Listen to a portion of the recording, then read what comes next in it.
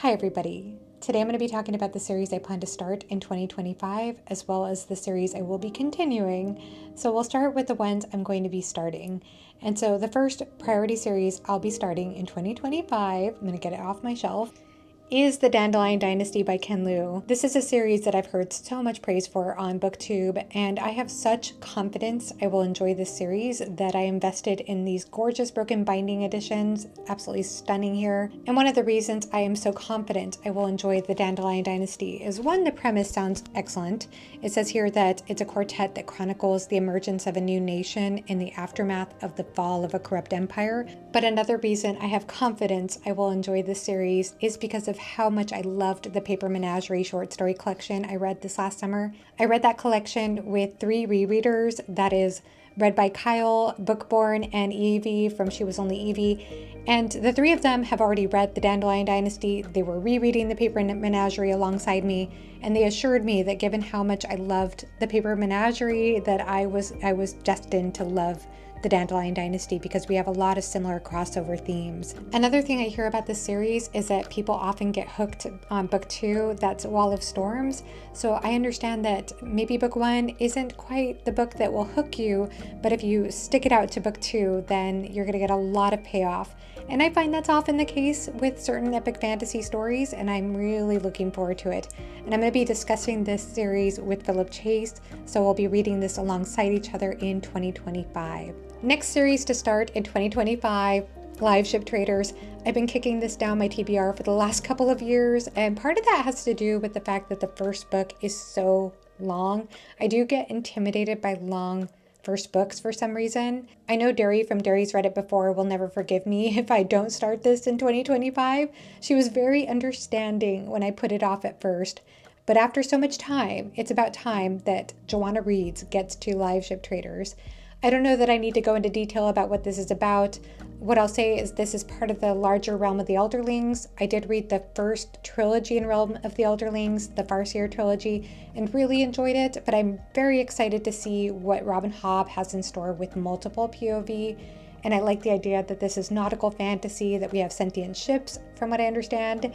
So I have full confidence I will love this. I've been saving this like one saves a fine wine. My excuses have run out. I need to start this in 2025. The next series I want to start in 2025, Book of the New Sun by Gene Wolfe. I believe Dawn Mates did the cover art to this particular edition, which I love.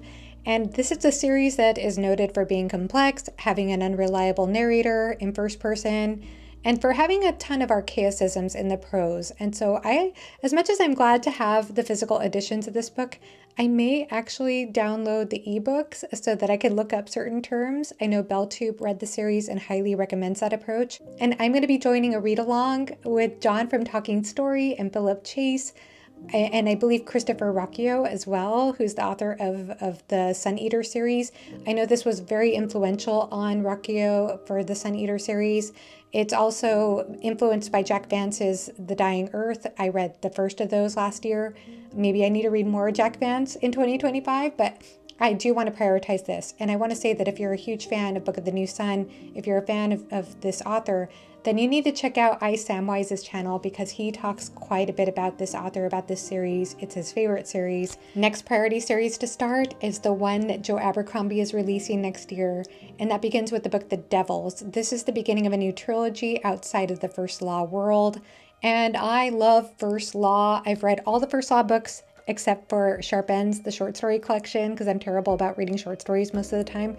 But I love First Law, especially Age of Madness. That's my favorite. And so, of course, I'm going to pick up a new book by Joe Abercrombie. It's not even a question. And one thing that I'm excited about is that there are elves in this world. There are elves in this new series. I don't know what the new series is called. I'm not sure if there's a title for that yet. I just know that book 1's The Devils. And at the same time as I'm excited about the series, I'm also a little bit nervous because I did see a couple of less than positive reviews. One from John Morrow, he gave this book 2 stars. He said the author's tongue seems to be permanently in cheek throughout The Devils. He talked about rolling his eyes over the same lines being repeated throughout the story. I got the impression that he and maybe another person found that the that the characters lacked depth, and that maybe the attempt at humor got in the way of that. But I've also heard from other reviewers that this is excellent, so it might be a bit divisive. I hope I land on the more positive side with The Devils. I'm going to be starting Terra Ignota by Ada Palmer. This is a beloved science fiction series. It's beloved in the Fireside Discord. I asked friends there why I should read Terra Ignota, and they came up with answers such as the fact that it has a Baroque writing style, literary games, lyrical prose, psychology and philosophy, and political intrigue. A lot of people thought it was unique, it was one of a kind. People there consider Ada Palmer an auto-buy author. And I found out that Murphy was going to be starting this soon, so I might be joining her to start Too Like the Lightning, maybe in December, but that will likely carry over into January. So I'm going to go ahead and just mention it now. Last series I want to start in 2025, Earthsea. I was thinking this might be considered more of a palate cleanser, and yet this tome is so heavy. This is a bind-up of all the Earthsea books, plus some of Le Guin's essays. And I grew to love Le Guin this last year with the little bit I've read from her. I read The Dispossessed and the novella The Word for World is Forest in the Hainish cycle.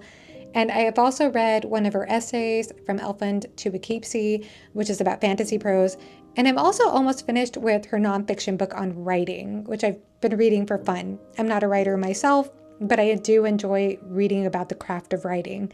And so I think this would be a good start for me with her fantasy. I think this is her only fantasy I hear about, honestly. I understand that this was originally intended for younger readers, but I know adults enjoy it as well. And so I think this will be a good year. 2025 may be a good year to start some Earthsea. Now to talk about the series I plan to continue in 2025 in no particular order, except the first one, which is Wars of Light and Shadow by Jenny Wirtz. This is the series that is the reason I have not read more epic fantasy the last couple of years. I hope to be continuing this series alongside Philip Chase and A.P. Canavan from A Critical Dragon. I've been having fantastic discussions with those two. So I think we're planning to go ahead and read that book in January and maybe talk about it towards the end of January or beginning of February. And so it's about time that I make progress on this series. It is a finished series at this point. It wasn't finished when I started it. And so that is going to be priority number one. The next series I want to continue in 2025 are the Baslag books by China Miéville. I read Perdido Street Station at the end of 2024, loved it. And I've heard The Scar is even better, which I have a hard time believing. So this is a series that is set in a steampunk-like location. It is very atmospheric. The plotting is brilliant. The character work is also very good, in my opinion. I got more and more invested as I read on.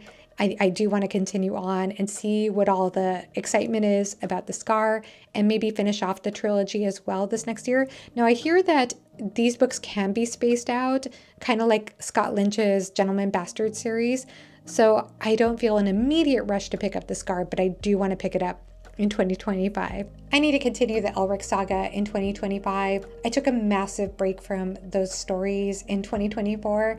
I'm halfway through the second bind up, and I wasn't as crazy about the last Elric story I read, which is why I put the series on pause, but I do want to get back to it, so that may happen in 2025. I have another palate cleanser series to continue in 2025, and that is the Prydain Chronicles by Lloyd Alexander. I started this series this last year on a whim, mostly thanks to Bridger from the Library Ladder, who talked about it in a video about middle grade fantasy. And so I started it, really enjoyed the first two novels. I've heard the series gets better and better as you go on.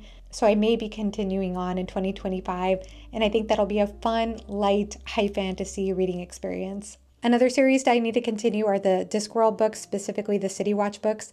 I read Guards a few years ago, followed by Men-at-Arms. Enjoyed both books. I think I preferred Guards a little bit more than Men-at-Arms, but I enjoyed both books quite a bit. And I actually just recently purchased the ebook and audiobook to Feet of Clay. So I will be continuing that. Very excited to do so. The Flat Earth series by Kenneth Lee is a series I started in 2024 with Knight's Master. This is a dark, ethereal, fairy tale-esque type of fantasy story. It's not very character driven or plot driven in the sense that we have like a mission and conquest or anything like that. It's different in that way. It is kind of saga like, where one story bleeds into another, but there is this overarching narrative, and everything is really highlighting the atmosphere and this dark world and the darkness of human nature. And I enjoyed Kenneth Lee's writing quite a bit. I just haven't continued on for whatever reason, but I got inspired after watching Joseph Reed's talk about the series. He started it and loved the first book. If Joseph hasn't continued yet and plans to in 2025, maybe I'll join him or be inspired to join him, but I would like to continue this series if possible. I recently heard that the second book in the Witness trilogy by Stephen Erickson will be released in 2025, so I will be continuing that series as well. That next book is called No Life Forsaken. So I'm excited to continue that. I might need a refresher on The God Is Not Willing, but I really enjoyed that book when I read it a few years ago. That about concludes all the series I plan to start or continue in 2025. Please let me know in the comment section below if you've read any of these series. If you're planning to read any of these series, I'd love to hear from you. If you want to chat more, please join the Fireside Discord, and we'll talk to you soon. Have a great rest of your day. Bye-bye.